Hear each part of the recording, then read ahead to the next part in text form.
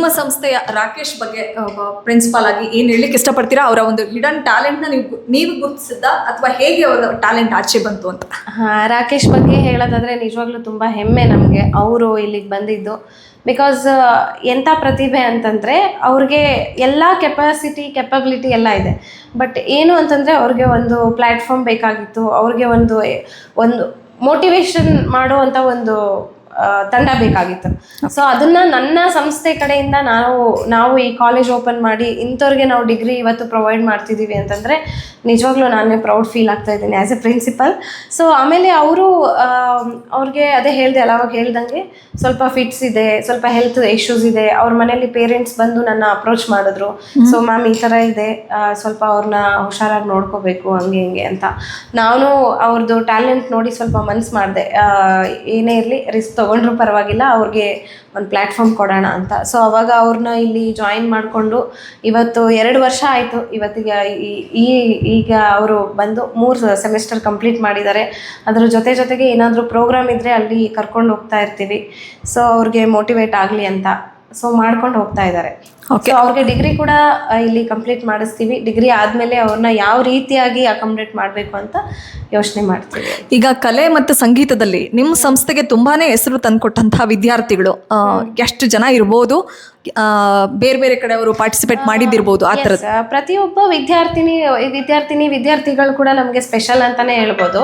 Because ಯಾಕೆ ಅಂತಂದರೆ ಎಲ್ಲರಲ್ಲೂ ಒಂದು ಟ್ಯಾಲೆಂಟ್ ಇದೆ, ಅದನ್ನು ನಾವು ಗುರುತಿಸೋದಷ್ಟೇ ಬೇಕಾಗಿತ್ತು. ಸೊ ನನ್ನಲ್ಲಿ ಇರೋ ಫಾರ್ಚುನೇಟ್ಲಿ ನಾನು ಒಂದೊಂದು ಸ್ಟೂಡೆಂಟಲ್ಲೂ ನೋಡಿದಾಗ ಒಂದೊಂದು ಟ್ಯಾಲೆಂಟ್ ಇದೆ. ಇವ್ರ ಜೊತೆಗೆ ಇನ್ನೊಬ್ರು ಸಾಯಿ ಅಂತ ಇದ್ದಾರೆ. ಸಾಯಿ ಅಂತ ಅವನು ಆಂಧ್ರದಿಂದ ಬಂದಿದ್ದಾನೆ, ಫುಲ್ ಕಣ್ ಕಾಣಲ್ಲ, ಆದರೂ ಡ್ರಮ್ಸ್ ನುಡಿಸ್ತಾನೆ, ರಿದಮ್ ಪ್ಯಾಡ್ ನುಡಿಸ್ತಾನೆ, ತಬ್ಲಾ ನುಡಿಸ್ತಾನೆ, ಬೀಟ್ ಬಾಕ್ಸಿಂಗ್ ಮಾಡ್ತಾನೆ ಬಾಯಲ್ಲಿ, ಈ ಥರ ಎಲ್ಲ ಮಾಡ್ತಾರೆ. ಇವರಿಬ್ಬರನ್ನೂ ಸೇರಿ ಒಂದು ಕೊಲಾಬ್ರೇಟ್ ಮಾಡಿ ಒಂದು ಪ್ರೋಗ್ರಾಮ್ಸ್ ಎಲ್ಲ ಮಾಡ್ತೀನಿ. ಆಮೇಲೆ ನಮ್ಮಲ್ಲಿ ಒಳ್ಳೊಳ್ಳೆ ಡಾನ್ಸರ್ಸ್ ಇದ್ದಾರೆ. ಸ್ಪೀಚ್ ಆ್ಯಂಡ್ ಹಿಯರಿಂಗ್ ಇದ್ರೂ ಕೂಡ, ಏನು ಕೇಳದೆ ಇದ್ರೂ ಕೂಡ ಆ ಡಾನ್ಸ್ನ ಮೂಮೆಂಟ್ಸ್ನ ಎಷ್ಟು ಕರೆಕ್ಟಾಗಿ ಮಾಡ್ತಾರೆ ಅಂತಂದರೆ ಅವ್ರ ಎಕ್ಸ್ಪ್ರೆಷನ್ಸ್ ಆಗಿರ್ಬೋದು, ಅವ್ರದ್ದು ಆ ವೇ ಆಫ್ ಪರ್ಫಾರ್ಮೆನ್ಸ್ನ ನೋಡಿಬಿಟ್ರೆ ನೀವು ಅವ್ರಿಗೇನು ಡಿಸಬಿಲಿಟಿ ಇದೆ ಅಂತಲೇ ಅನಿಸಲ್ಲ, ಅಷ್ಟು ಟ್ಯಾಲೆಂಟ್ ಇದೆ. ಅವ್ರಿಗಾಗಿ ಕೊರಿಯೋಗ್ರಾಫರ್ನ ಇಟ್ಟು ನಾವು ಕೊರಿಯೋಗ್ರಫಿ ಮಾಡಿಸಿ ಅವ್ರನ್ನ ಯುನೆಸ್ಕೋ ಅಂತ ಲಾರ್ಜೆಸ್ಟ್ ಸ್ಟೇಜಲ್ಲಿ ಕರ್ಕೊಂಡೋಗಿ ಇವತ್ತು ಪರ್ಫಾರ್ಮ್ ಮಾಡಿಸ್ಕೊಂಡು ಕರ್ಕೊಂಡು ಬಂದಿದ್ದೀವಿ. ಸೊ ಅದೆಲ್ಲ ನಮಗೆ ಹೆಮ್ಮೆ ಕೊಡುವಂಥ ವಿಷಯನೇ ಅಲ್ವಾ. ಓಕೆ, ನಿಮ್ಮದೇ ಅಂದರೆ ನಿಮ್ಮ ಸಂಸ್ಥೆಯ ವಿದ್ಯಾರ್ಥಿ ಹಾಡಿರೋದನ್ನ ರಿಷಬ್ ಸರ್ ಇವತ್ತು ಇಡೀ ಜಗತ್ತು ಕೊಂಡಾಡುತ್ತೆ ಅವರ ಸಿನಿಮಾ ಮತ್ತೆ ಅವರನ್ನ. ಸೊ ಏನು ಹೇಳ್ತೀರಿ ರಿಷಬ್ ಸರ್ಗೆ, ನಿಮ್ಮ ಒಂದು ಸಂಸ್ಥೆಯ ಒಂದೆರಡು ನಮ್ಮ ಸಂಸ್ಥೆಗೆ ರಿಷಬ್ ಸರ್ನ ಕರೆಸ್ಬೇಕು ಅನ್ನೋ ಒಂದು ಆಸೆನೆ ತುಂಬ. ಅವ್ರಿಗೋಸ್ಕರ ಈ ಹಿಂದೆ ಕೂಡ ರಿಷಬ್ ಸರ್ ಇವ್ರದ್ದು ಸ್ಟೋರಿ ಹಾಕೊಂಡಿದ್ದನ್ನು ನಾನು ನೋಡಿದ್ದೆ ಇನ್ಸ್ಟಾಗ್ರಾಮಲ್ಲಿ. ತುಂಬ ಪ್ರೌಡ್ ಫೀಲ್ ಆಯಿತು. ಸೊ ಅದಾದಮೇಲೆ ರಿಷಬ್ ಸರ್ನ ಒಂದಿನ ಕರೆಸ್ಬೇಕು. ಸೊ ಅವರಾಗಿ ಇದೇನಾದರೂ ವಿಡಿಯೋ ನೋಡಿದ್ರೆ ಖಂಡಿತ ಒಂದಿನ ರಿಷಬ್ ಸರ್ನ ವೆಲ್ಕಮ್ ಮಾಡ್ತೀನಿ. ಆಮೇಲೆ ಸಮರ್ಥನಂ ಎಲ್ಲ ಕಾರ್ಯಕ್ರಮಗಳು ನಮ್ಮಂಥವ್ರು ಅಂದರೆ ಈ ಡಿಸಬಿಲಿಟಿ ಕಮ್ಯುನಿಟಿಯಲ್ಲಿ ಏನು ಆಗ್ತಿದೆ, ಸಮರ್ಥನಂ ಏನು ಮಾಡ್ತಾ ಇದೆ, ಏನು ಕೆಲಸ ಮಾಡ್ತಾ ಇದೆ ಅನ್ನೋದು ರಿಷಬ್ ಸರ್ಗೆ ಕರ್ಕೊಂಡ್ಬಂದು ಇಲ್ಲಿ ತೋರಿಸಿ, ಇಲ್ಲಿ ಸಾಧ್ಯ ಆದರೆ ನಮ್ಮ ಸಮರ್ಥನಂ ಮೇಲೂ ಕೂಡ ಒಂದು ಮೂವಿ ಮಾಡಲಿ ಅಂತ ಅನ್ನೋ ಒಂದು ರಿಕ್ವೆಸ್ಟ್ ಈ ಮೂಲಕ ನಾನು ಮಾಡ್ತಾ ಇದ್ದೀನಿ ರಿಷಬ್ ಸರ್ಗೆ. ಆ್ಯಂಡ್ ರಾಕೇಶ್ ಅವ್ರನ್ನ ಕನ್ಸಿಡರ್ ಮಾಡಿದ್ದಕ್ಕೆ really thank you so much sir. Because ಈ ನಿಮ್ಮ ಅಪ್ರಿಸಿಯೇಷನ್, ನಿಮ್ಮ ಸಪೋರ್ಟೇ ನಮಗೆ ಒಂದು ನೆಕ್ಸ್ಟ್ ಇನ್ನೊಂದು ಅವನಿಗೆ ಸ್ಟೆಪ್ ಇಡಲಿಕ್ಕೆ ದಾರಿದೀಪ ಆಗುತ್ತೆ ಅಂತ, ಮೋಟಿವೇಶನ್ ಆಗುತ್ತೆ ಅಂತ. ಈ ಸಂಸ್ಥೆ ಬಗ್ಗೆ ಒಂದಿಷ್ಟು ಬ್ರೀಫ್ ಇನ್ಫಾರ್ಮೇಶನ್ ಕೊಡೋದಾದರೆ ಶುರು ಮಾಡಿ. Samarthanam institute of music and performing arts ಅಂತ ನಮ್ಮದು arts college, doctor Gangubai Hangal arts and culture ಯೂನಿವರ್ಸಿಟಿಯಿಂದ ಅಫಿಲಿಯೇಷನ್ ತೊಗೊಂಡು ನಾವು ಇನ್ಸ್ಟಿಟ್ಯೂಟ್ನ ಶುರು ಮಾಡ್ಕೊಂಡ್ವಿ. ಸೊ ಇಲ್ಲಿ ಹಿಂದೂಸ್ತಾನಿ ಕ್ಲಾಸಿಕಲ್, ಕರ್ನಾಟಿಕ್ ಕ್ಲಾಸಿಕಲ್ ಮತ್ತು ಭರತನಾಟ್ಯಂ, ಡಾನ್ಸ್ ಮತ್ತು ಥಿಯೇಟರ್ ಆರ್ಟ್ಸ್, ಡ್ರಾಮಾದಲ್ಲಿ ಡಿಗ್ರಿ ಪ್ರೊವೈಡ್ ಮಾಡ್ತೀವಿ. ಡಿಗ್ರಿ ಕೋರ್ಸ್ ಮತ್ತು ಡಿಪ್ಲೊಮಾ ಸರ್ಟಿಫಿಕೇಟ್ ಕೋರ್ಸ್ಗಳನ್ನೆಲ್ಲ ಪ್ರೊವೈಡ್ ಮಾಡ್ತೀವಿ. ಸೊ ಇದರ ಜೊತೆಗೆ ನಾವು ಜಾಸ್ತಿ ಅಂದರೆ ತುಂಬ ಇಂಪಾರ್ಟೆನ್ಸ್ ನಾವು ಡಿಸೇಬಲ್ಸ್ಗೆ ಕೊಡ್ತೀವಿ. ಎನಿ ಡಿಸಬಿಲಿಟಿ ಇರೋರು ಅವ್ರ ಹತ್ರ ತುಂಬ ಟ್ಯಾಲೆಂಟ್ ಇರುತ್ತೆ. ಸೊ ಅವ್ರಿಗೆ ಪ್ಲ್ಯಾಟ್ಫಾರ್ಮ್ ಕೂಡ ಒಂದು ವೇಳೆ ಸಿಕ್ಬಿಡ್ಬೋದು. ಬಟ್ ಆದರೆ ಇವಾಗ ಅವ್ರಿಗೊಂದು ಜೀವನದ ಒಂದು ದಾರಿ ಮಾಡ್ಕೊಳ್ಳೋಕ್ಕೆ UGC ಅಂಡರಲ್ಲಿ ಒಂದು ಸರ್ಟಿಫಿಕೇಟ್ ಅಂತ ಬೇಕಾಗಿರುತ್ತೆ. That is very important for us. ನಾನು ಡಿಸಬಿಲಿಟಿ ಇರೋವಂಥ ಒಂದು ಹೆಣ್ಮಗಳೇ. ಸೊ ನಾನು ನನ್ನ ಡಿಗ್ರಿ ಮತ್ತು ಮಾಸ್ಟರ್ಸ್ನ ಮ್ಯೂಸಿಕಲ್ಲೇ ಮುಗಿಸ್ಕೊಂಡು ಸೊ ಇವತ್ತು ಇಲ್ಲಿ ಆ್ಯಸ್ ಎ ಪ್ರಿನ್ಸಿಪಲ್ ಆಗಿ ವರ್ಕ್ ಮಾಡ್ತಾ ಇದ್ದೀನಿ Samarthanam institute of music and performing arts ಕಾಲೇಜ್ಗೆ. ಆಸ್ ಎ ಪ್ರಿನ್ಸಿಪಲ್ ಆಗಿ ವರ್ಕ್ ಮಾಡ್ತಾ ಇದ್ದೀವಿ. ಸೊ ಆ ಥರ ಸೊ ನಾವು ಇವಾಗ ಎಷ್ಟೇ ಟ್ಯಾಲೆಂಟ್ ಇದ್ದರೂ ಸರ್ಟಿಫಿಕೇಷನ್ ಅನ್ನೋದು ತುಂಬ ಇಂಪಾರ್ಟೆಂಟ್. ಸೊ ಸರ್ಟಿಫಿಕೇಟ್ ತುಂಬ ಇನಿಷಿಯೇಟಿವ್ಸ್ ಇದೆ ಸಮರ್ಥ ನಮ್ಮದು, ಮೋಸ್ಟ್ಲಿ ನಿಮಗೆ ಗೊತ್ತಾಗುತ್ತೆ. ಅದರಲ್ಲಿ ಇದೊಂದು ಪಾರ್ಟ್, ಕಲ್ಚರಲ್ ವಿಂಗಲ್ಲಿ ಇದೊಂದು ಕಾಲೇಜ್ನ ಓಪನ್ ಮಾಡ್ಕೊಂಡಿದ್ದೀವಿ. ಸೊ ಇಲ್ಲಿ ಡಿಸೇಬಲ್ಸ್ಗೆ ಜಾಸ್ತಿ ಮಹತ್ವವನ್ನು ಕೊಡ್ತೀವಿ, ಬಟ್ ಇಲ್ಲಿ ಎಲ್ಲರೂ ಅವರು ಡಿಗ್ರಿನ ಪರ್ಸ್ಯೂ ಮಾಡ್ಬೋದು. ಎಷ್ಟು ಜನ ಸ್ಟೂಡೆಂಟ್ಸ್ ಇಲ್ಲಿ ಕಲಿತಾ ಇದ್ದಾರೆ ಅಟ್ ಪ್ರೆಸೆಂಟ್ ಅಂತ? ಇವಾಗ 100ಕ್ಕಿಂತ ಹೆಚ್ಚು ಸ್ಟೂಡೆಂಟ್ಸ್ ಇಲ್ಲಿ ಕಲಿತಾ ಇದ್ದಾರೆ ಯೂನಿವರ್ಸಿಟಿ ಅಂಡರಲ್ಲಿ. ಸೊ ಅದನ್ನ ಬಿಟ್ಟು ನಮ್ಮ ಸಮರ್ಥ ನಮ್ಮ ಕಡೆಯಿಂದ ಒಂದು 500ಕ್ಕೂ ಹೆಚ್ಚು ವಿದ್ಯಾರ್ಥಿಗಳು ಇಲ್ಲಿ ಟ್ರೈನಿಂಗ್ ಕೊಡ್ತಾ ಇದ್ದೀವಿ. ನಮ್ಮದು ಇಲ್ಲಿ ಬೆಂಗಳೂರಲ್ಲಿ ಅಷ್ಟೇ ಅಲ್ಲ, ಎಲ್ಲ ಮೇನ್ ಸಿಟಿಲೂ ನಮ್ಮದು ಬ್ರಾಂಚಸ್ ಇದೆ. ಸೊ ಅಲ್ಲೆಲ್ಲಾನು ಸೇರಿಸಿದ್ರು ಒಂದು 500ಕ್ಕೂ ಹೆಚ್ಚು ವಿದ್ಯಾರ್ಥಿಗಳು ತರಬೇತಿಗಳನ್ನು ತಗೊಳ್ತಾ ಇದ್ದಾರೆ. ಓಕೆ, ನನಗೆ ತಿಳಿದಿರೋ ಪ್ರಕಾರ ಸೊ ಸಮರ್ಥ ನಮ್ಮ ಶಾಲೆ ಬಗ್ಗೆ ವಿಕಿಪೀಡಿಯಾದಲ್ಲಿ ಚೆಕ್ ಮಾಡಿದಾಗ ಈ ಸಂಸ್ಥೆ ಬಗ್ಗೆ 29 ವರ್ಷಗಳ ಇತಿಹಾಸ. ಸೊ ಇದೊಂದು ಸುದೀರ್ಘ ಇತಿಹಾಸದಲ್ಲಿ ಈ ಒಂದು ಕಲೆ ಬಗ್ಗೆ ಮತ್ತೆ ಸಂಗೀತದ ಒಂದು ಸಂಸ್ಥೆ ಶುರುವಾಗಿದ್ದು ಎಷ್ಟು ವರ್ಷದ ಜರ್ನಿ, ಅಲ್ಲಿಂದ ಇಲ್ಲಿವರೆಗೂ ಎಷ್ಟು ಜನ ಸ್ಟೂಡೆಂಟ್ಸ್ ಇಲ್ಲಿಂದ ಪಾಸ್ ಔಟ್ ಆಗಿರ್ಬೋದು ಅನ್ನೋ ತರ? ಮ್ಯಾಮ್ ಇದು 29 ವರ್ಷಗಳಿಂದ ಸಮರ್ಥನಂ ಶುರುವಾಗಿದೆ. ಸೊ ಅಲ್ಲಿಂದನೇ ನಮ್ಮ ಕಲ್ಚರಲ್ ವಿಂಗ್ ಕೂಡ ಶುರುವಾಗಿದ್ದು. ಆದ್ರೆ ನಾವು ಕಾಲೇಜ್ ಅಂತ ಶುರು ಮಾಡಿರ್ಲಿಲ್ಲ, ಒಂದು ಸುನಾದ ಅಂತ ಒಂದು ಕಲ್ಚರಲ್ ವಿಂಗ್ನ ಶುರು ಮಾಡಿದ್ವಿ.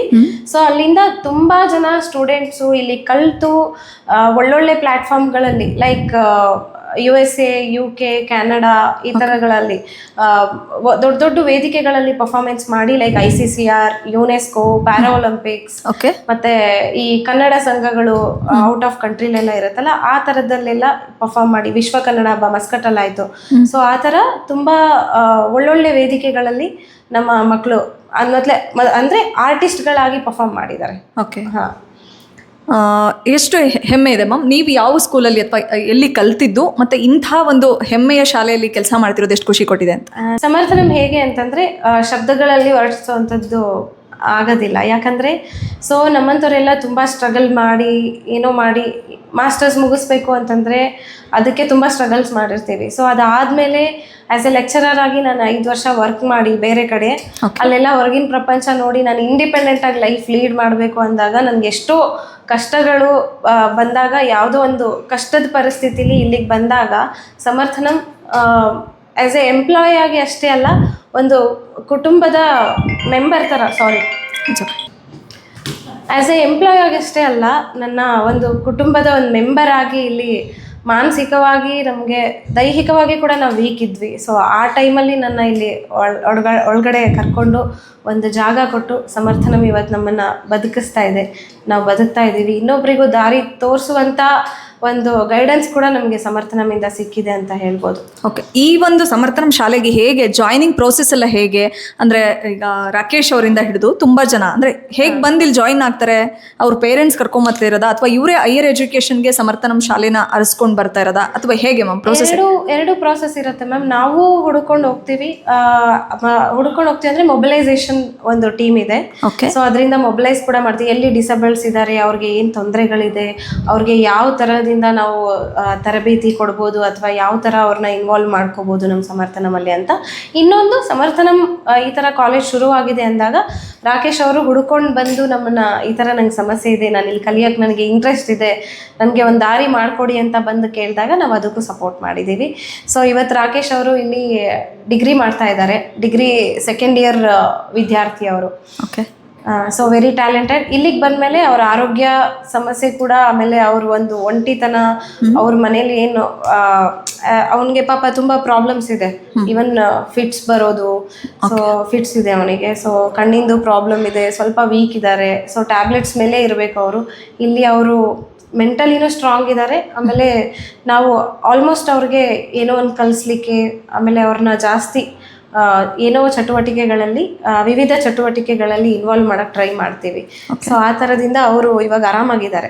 ಓಕೆ, ಸಮರ್ಥನಂ ಶಾಲೆಯಲ್ಲಿ ದೃಷ್ಟಿ ದೌರ್ಬಲ್ಯ ಇರೋರು ಮಾತ್ರನಾ ಅಥವಾ ಇಲ್ಲ, ಎನಿ ಡಿಸೇಬಲ್ಸ್, ಏನೇ ಡಿಸಬಿಲಿಟಿ ಇರಲಿ ಅವ್ರಿಗೆ ನಾವು ಸಪೋರ್ಟ್ ಮಾಡ್ತೀವಿ. ಈವನ್ ಸ್ಪೀಚ್ ಆ್ಯಂಡ್ ಹಿಯರಿಂಗ್ ಮಕ್ಕಳಿರ್ಬೋದು, ಸೊ ಇಂಟೆಲೆಕ್ಚುಲಿ ಡಿಸೇಬಲ್ಡ್ ಮಕ್ಕಳಿರ್ಬೋದು, ಸೊ ಕಣ್ಣು ಕಾಣದೇ ಇರೋದಿರ್ಬೋದು. ಸೊ ಆ ಥರ ಏನೇ ನಿಮಗೆ ಡಿಸಬಿಲಿಟಿ ಇದ್ರೂ ಕೂಡ ನಾವು ಸಪೋರ್ಟ್ ಮಾಡ್ತೀವಿ. ಎಷ್ಟು ವಯಸ್ಸಿನ ಅವರಿಂದ ಹಿಡಿದು ಎಲ್ಲಿವರೆಗೂ ಅವ್ರನ್ನ ನಾವಿಲ್ಲಿ ಅಂದ್ರೆ ಸೇರಿಸಬಹುದು? ಈ ಕಾಲೇಜಲ್ಲಿ ನಮಗೆ ಕ್ರೈಟೀರಿಯಾ ಇದೆ. 10th ಆದವ್ರಿಗೆ ನಾವು ಡಿಪ್ಲೊಮಾ ಕೊಡಿಸ್ತೀವಿ, ಸೆಕೆಂಡ್ ಇಯರ್ ಕಂಪ್ಲೀಟ್ ಮಾಡ್ಕೊಂಡವರಿಗೆ ನಾವು ಡಿಗ್ರಿ ಕೋರ್ಸ್ಗಳನ್ನ ಪ್ರೊವೈಡ್ ಮಾಡ್ತೀವಿ. ಸೊ ಈವನ್ ಸೆಕೆಂಡ್ ಇಯರ್ ಆದವ್ರು ಇದ್ರೆ ಡಿಗ್ರಿ ಪ್ರೊವೈಡ್ ಮಾಡ್ತೀವಲ್ಲ, ಅದಕ್ಕೆ ಯಾವುದೇ ಏಜ್ ಲಿಮಿಟ್ಸ್ ಇಲ್ಲ. ಇವಾಗ ನಮ್ಮಲ್ಲಿ 52 ವರ್ಷದ ಹೆಣ್ಮಗಳು ಕೂಡ ಡಿಗ್ರಿ ಮಾಡ್ತಾ ಇದ್ದಾವೆ. ಓಕೆ. ಸೊ ಆ ಥರ ಮ್ಯಾಮ್, ಸಮರ್ಥನಂ ಶಾಲೆ ಬಗ್ಗೆ ಎಜುಕೇಟೆಡ್ ಇರೋರಿಗೆ ಗೊತ್ತಾಗುತ್ತೆ, ಈ ಸೋಷಿಯಲ್ ಮೀಡಿಯಾದಲ್ಲಿ ಆಕ್ಟಿವೇಟ್ ಇರೋರಿಗೆ. ಸೊ ಈ ಥರದೊಂದು ಶಾಲೆ ಇದೆ ಅಂತ. ಸೊ ಪ್ರಮೋಷನ್ ಆಕ್ಟಿವಿಟೀಸ್ ಅಂತ ಬಂದಾಗ ಅಂದ್ರೆ ಹಳ್ಳಿಗೂ ಇದನ್ನ ತಲುಪಿಸೋ ನಿಟ್ಟಿನಲ್ಲಿ ಯಾವ ರೀತಿ ಕೆಲಸಗಳಾಗ್ತಾ ಇದೆ? ವಿಸಿಟ್ ಮಾಡ್ತಾರಾ ನಿಮ್ಮ ಟೀಮ್? ಅಲ್ಲಿ ಕ್ಯಾಂಪ್ಗಳನ್ನ ಹಾಕ್ತಾರಾ? ಅಲ್ಲಿಂದ ವಿವಿಧ ತರಹದ ಕ್ಯಾಂಪ್ಗಳನ್ನ ನಾವು ಮಾಡ್ತೀವಿ. ಅದ್ರ ಜೊತೆಗೇನೆ ಇವಾಗ ಸೋಷಿಯಲ್ ಮೀಡಿಯಾ ಥ್ರೂ ಕೂಡ ನಾವು ರೀಚ್ ಆಗ್ತಾ ಇದೀವಿ. ಸೊ ಬೇರೆ ಸಿಟಿಲಿ ಬೇರೆ ಆ ಡಿಸ್ಟಿಕ್ ಅಲ್ಲಿ ಕೆಲವೊಂದು ಆಯಾ ಡಿಸ್ಟಿಕ್ ಅಲ್ಲಿ ಕೂಡ ನಾವು ಪ್ರೋಗ್ರಾಮ್ಸ್ಗಳನ್ನ ಬೇರೆ ಪ್ರೋಗ್ರಾಮ್ಸ್ಗಳನ್ನ ಕಂಡಕ್ಟ್ ಮಾಡ್ತೀವಿ.